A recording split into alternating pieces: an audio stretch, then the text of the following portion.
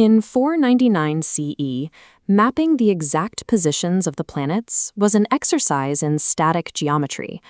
To predict the movement of the stars, astronomers relied on drawing physical shapes, circles, spheres, and intersecting lines to represent the mechanics of the cosmos. But geometry has a ceiling. Plotting static shapes fails when trying to predict planetary motion years or decades into the future, as small mathematical errors compound and break the logic of a fixed proof. The solution to this computational bottleneck arrived in the city of Kusamapura, published by a 23-year-old scholar named Aryabhata. His masterwork, the Aryabhatiya, moved beyond the drawing of shapes. Aryabhata bypassed the limits of classical geometry by inventing recursive algorithms. He developed a method to process continuous curves and infinite orbits by breaking them down into cascading sequences of discrete data.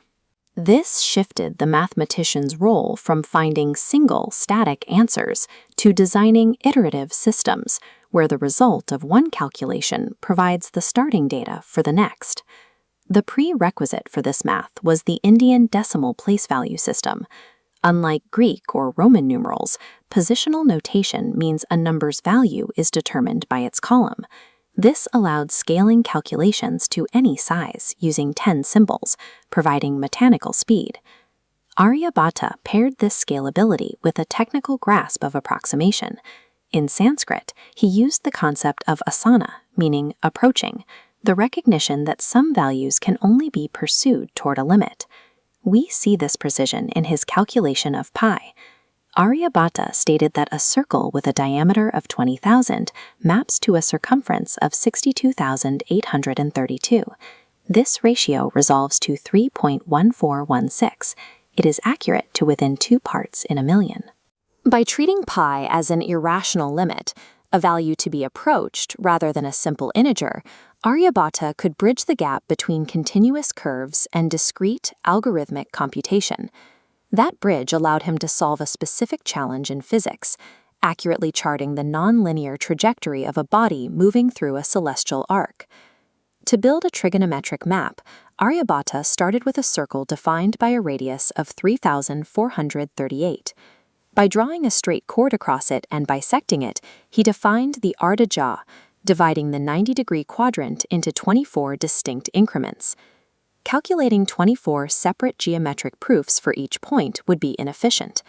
Aryabhata realized he only needed to calculate the mathematical differences between sequential half chords to map the entire curve. He formulated a second-order difference equation. The next sign difference equals the previous difference, minus the sum of the previous signs divided by 225. Executing the first loop, the geometry dictates the first difference is 225, making the first sign 225. For the second difference, we take 225 minus 225 divided by 225, giving 224. Adding that gives the second sign, 449. The loop continues. 224 minus the quotient of 449 divided by 225 gives 222. Add that to 449, and the third sign is 671. Each iteration provides the exact data needed for the next step. By feeding the output back into the equation, the mathematician automates the generation of the table. By using discrete, iterative steps to map a continuous curve, Aryabhata effectively deployed the principles of calculus centuries before Newton. Aryabhata applied this same iterative logic to the discrete problem of planetary conjunctions, pinpointing the exact future moment when 2 planets with different orbital periods will align. This requires finding a single integer that leaves specific, differing remainders when divided by the orbital periods of each planet. Formally, this reduces to a linear Diophantine equation, a times x minus b times y equals c. To solve it, Aryabhata utilized an algorithm called the Kutaka. In Sanskrit, it means the pulverizer. It earns that name by breaking down large planetary coefficients through a sequence of mutual divisions. You start by dividing the larger coefficient by the smaller one to find a quotient and a remainder. Then you take the previous divisor and divide it by that new remainder, repeating the loop until the remainder is reduced to 0. The algorithm stacks the quotients vertically. A selected integer acts as a base.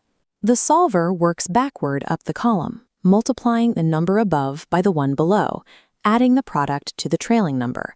This collapses the column into the final integer solutions. The Kutaka systematically guaranteed solutions to complex astronomical systems, replacing guesswork with a rigorous, recursive procedure. Two different methods, the circular generation of the sign table and the vertical collapse of the Kutaka column, rely on the same underlying logic. Both systems prioritize iterative feedback, using the result of one step to determine the next. This architecture, feeding an output back in as a new input, is the same recursive framework utilized in modern computer programming. Using this rigor, Aryabhata discarded the prevailing mythologies of his era. He proved that eclipses were not caused by demons, but by the movement of geometric shadows cast through space. From these models, he calculated the sidereal day, the rotation of the Earth relative to the stars, as 23 hours, 56 minutes, and 4.1 seconds.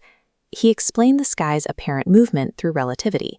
Just as a man in a boat sees the stationary shoreline moving backward, an observer on the equator sees the stars moving west because the Earth itself is rotating.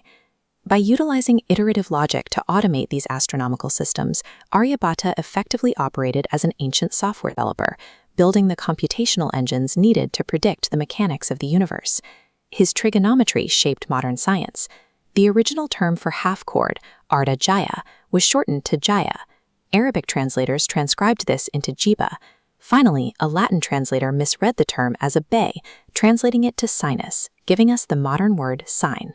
These algorithms power the history of astronomy, appearing in the works of Al-Khwarizmi and traveling through the Islamic world to reach medieval Europe. This legacy is visible in the naming of India's first space satellite in his honor, marking the point where his ancient models met modern spaceflight. The numerical analysis and recursive logic used to map the modern, interconnected world were not born with the invention of the machine. They were born 1,500 years ago in the pages of the Aryabhatiya.